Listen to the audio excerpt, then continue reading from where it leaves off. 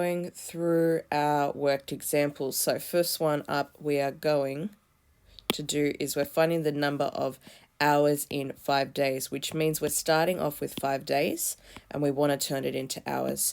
And we're going to go through each of those kind of number facts in terms of time to make sure that we are doing the right thing, including division or multiplication.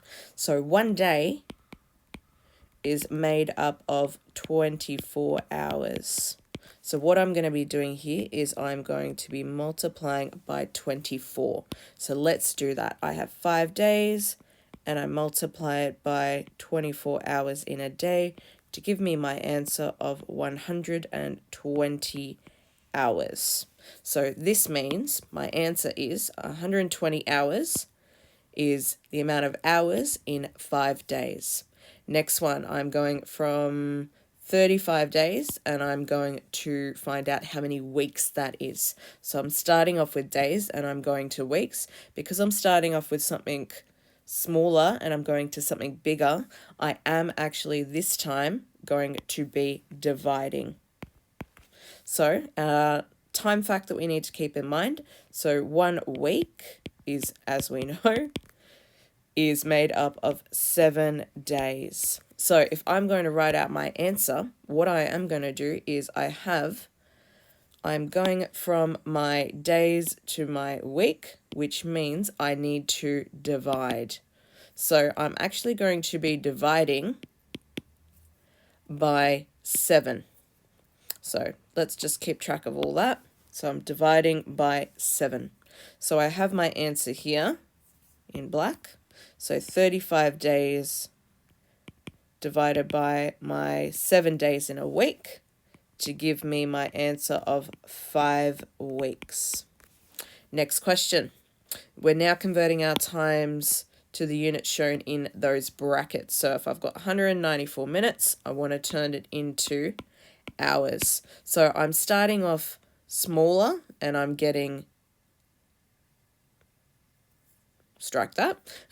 I'm starting off with minutes and I'm going to hours. Let's start off with our number fact. So our number fact that we need to worry about for time is very much that in 1 hour, so in 1 hour, we have 60 minutes. And because we're going from minutes to hours,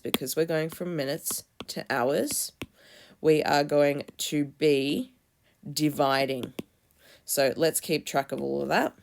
So I'm going to be dividing this one by 60. So let's do that.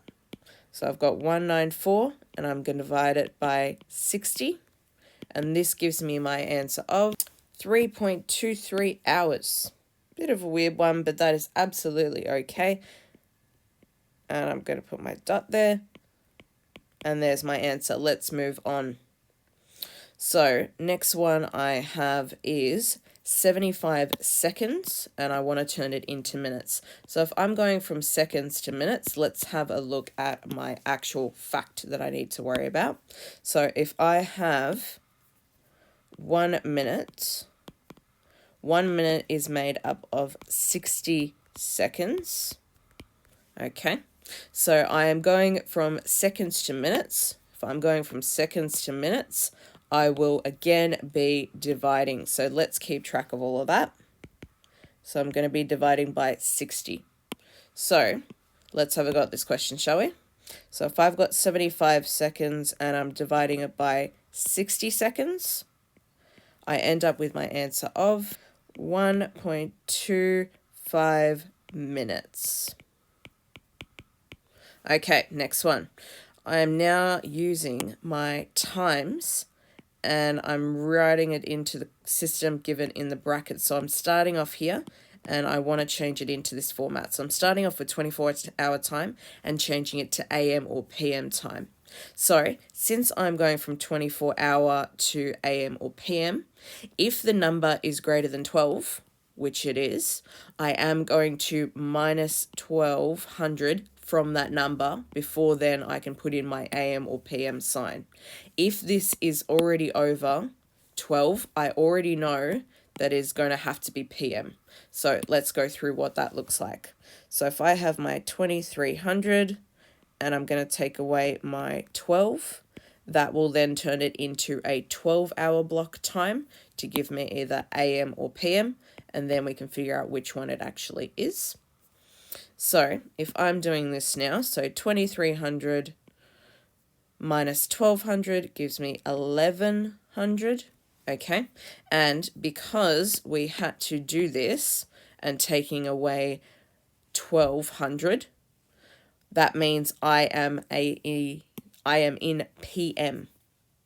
So let's put in our PM.